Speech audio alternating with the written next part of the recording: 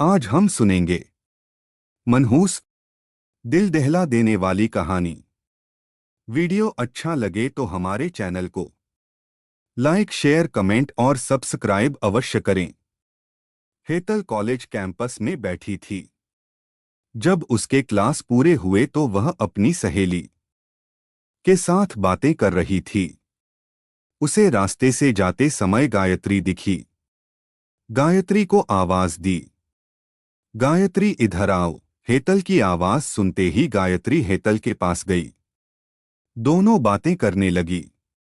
बातचीत के दौरान अचानक हेतल को याद आया कि उसने सुना है कि सुमन ने आत्महत्या कर ली है। इस बारे में गायत्री से जानना चाहा। सुमन, हेतल और गायत्री दोनों की यह बचपन की सहेली थी। गायत्री और सुमन दोनों एक दूसरे की पड़ोसी थी।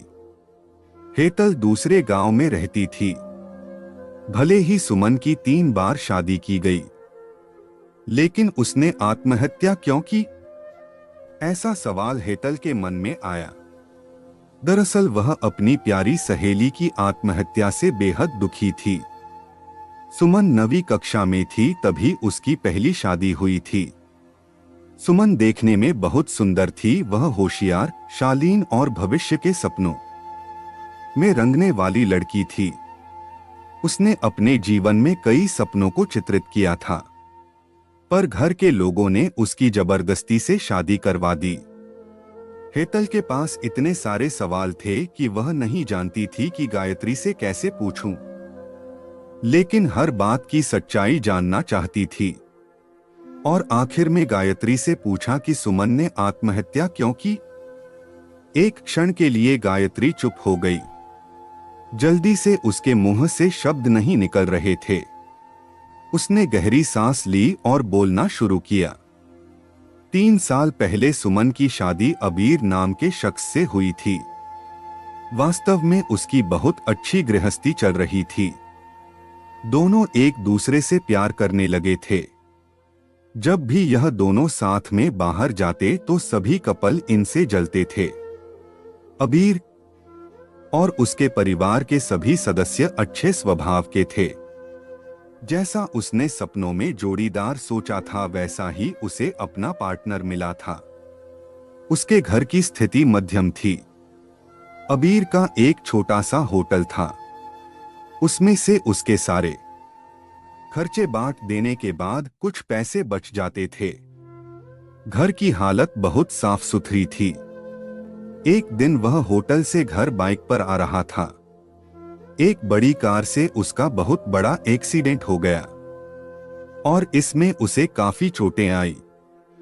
हादसे के बाद उसे अस्पताल ले जाया गया, लेकिन सिर में गंभीर चोट लगने के कारण इलाज के दौरान उसकी मौत हो गई। सुमन को बहुत दुख हुआ, लेकिन उसके ससुराल वालों को गलतफहमी थी कि अबीर की दुर्घटना सुमन की वजह से हुई, वह अपशकुनी है, ऐसा उनको लगता था।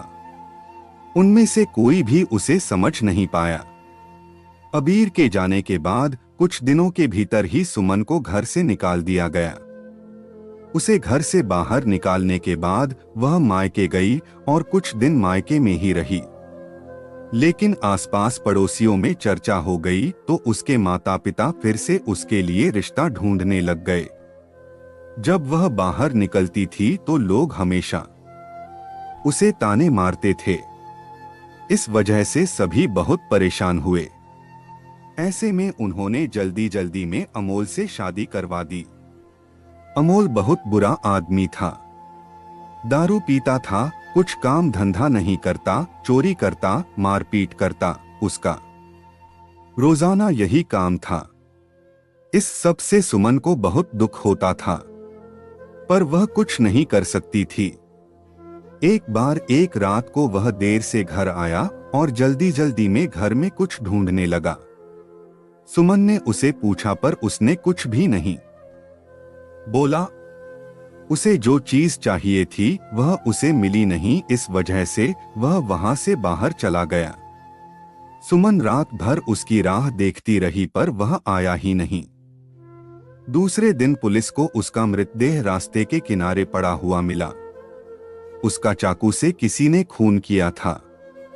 यह खबर सुमन को पता चली तो उस पर दुख का पहाड़ टूट पड़ा। कुछ दिनों तक वह अपनी ससुराल में रही, लेकिन बाद में ससुराल वालों ने उसे प्रताड़ित करना शुरू कर दिया। इस वजह से सुमन वापस मायके आ गई। घर आकर कुछ दिन ऐसे ही बीत गए। हर दिन आ रहा था और जा रहा था, लेकिन सुमन की स्थिति वही थी। उसकी तरफ देखा नहीं जा रहा था। उसका परिवार उसकी स्थिति को सहन नहीं कर सके, इसलिए उन्होंने उसकी वापस शादी करने का फैसला किया। उसके लिए रिश्ता ढूंढने लगे। उनके रिश्तेदारों में गौतम नाम का लड़का था। उसकी पहले से ही एक बार शादी हो चुकी थी और गौतम से सुमन की शादी करवा दी। सुमन बहुत खुश थी। शादी हुई और कुछ महीनों बाद उसे मालूम हुआ कि गौतम को कैंसर है, ब्लड कैंसर। इस बात का पता चलते ही उसके हंसते हुए चेहरे पर फिर से दुखी हो गया, लेकिन उसने हिम्मत से इन सब का सामना करने का फैसला किया। 5 महीने तक अपने पति की सेवा की, लेकिन आखिरकार 5 महीने बाद उसके पति की मौत हो गई। इस दुख से बहुत तंग आ चुकी थी।